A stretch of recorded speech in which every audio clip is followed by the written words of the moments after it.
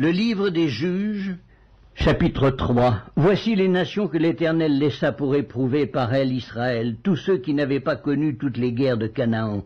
Il voulait seulement que les générations des enfants d'Israël connussent et apprissent la guerre, ceux qui ne l'avaient pas connue auparavant. Ces nations étaient les saints princes des Philistins, tous les Cananéens, les Sidoniens et les Éviens qui habitaient la montagne du Liban, depuis la montagne de Baal-Hermon jusqu'à l'entrée de Hamath. Ces nations servirent à mettre Israël à l'épreuve afin que l'Éternel sût s'ils obéiraient au commandement qu'il avait prescrit à leur père par Moïse. Et les enfants d'Israël habitèrent au milieu des Cananéens, des Hétiens et des Amoréens, des Phéréziens, des Éviens et des Jébusiens. Ils prirent leurs filles pour femmes, ils donnèrent à leurs fils leurs propres filles, et ils servirent leur Dieu. Les enfants d'Israël firent ce qui déplaît à l'Éternel, ils oublièrent l'Éternel, et ils servirent les Baals et les idoles. La colère de l'Éternel s'enflamma contre Israël, et il les vendit entre les mains de Cushan-Rishathaïm, roi de Mésopotamie. Et les enfants d'Israël furent asservis 8 ans à Cushan-Rishathaïm. Les enfants d'Israël crièrent à l'Éternel, et l'Éternel leur suscita un libérateur qui les délivra, Othniel, fils de Kénaz, frère cadet de Caleb. L'esprit de l'Éternel fut sur lui. Il devint juge en Israël et il partit pour la guerre.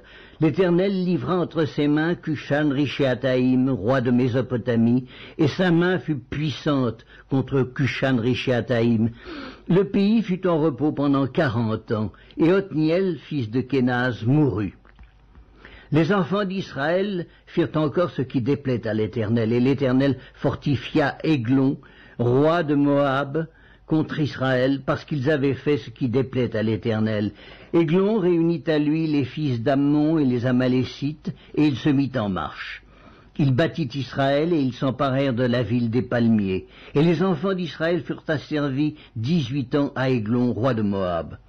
Les enfants d'Israël crièrent à l'Éternel, et l'Éternel leur suscita un libérateur, Éhud, fils de Guéra, benjamite, qui ne se servait pas de la main droite.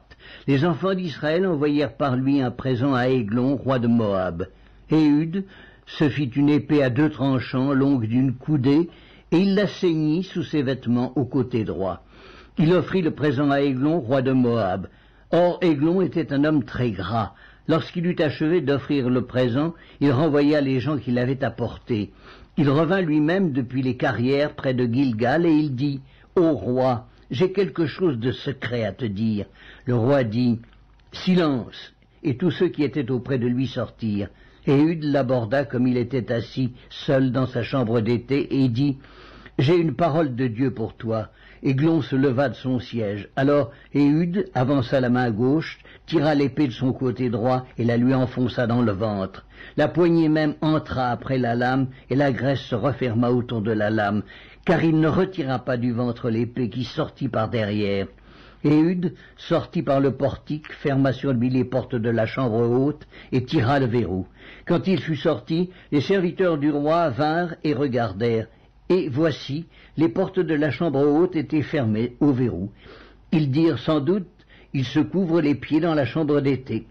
Ils attendirent longtemps, et comme ils n'ouvraient pas les portes de la chambre haute, ils prirent la clé et ouvrirent, et voici, leur maître était mort, étendu par terre. Pendant leur délai, Éhud prit la fuite, dépassa les carrières et se sauva à Séhira. Dès qu'il fut arrivé, il sonna de la trompette dans la montagne d'Éphraïm. Les enfants d'Israël descendirent avec lui de la montagne, et il se mit à leur tête. Il leur dit, « Suivez-moi, car l'Éternel a livré entre vos mains les Moabites, vos ennemis. » Ils descendirent après lui, s'emparèrent des gués du Jourdain vis-à-vis de Moab, et ne laissèrent passer personne. Ils battirent dans ce temps-là environ 10 000 hommes de Moab, tous robustes, tous vaillants, et pas un n'échappa. En ce jour, Moab fut humilié sous la main d'Israël, et le pays fut en repos pendant 80 ans. Après lui, il y eut Shamgar, fils d'Anath. Il battit 600 hommes des Philistins avec un aiguillon à bœuf. Et lui aussi fut un libérateur d'Israël.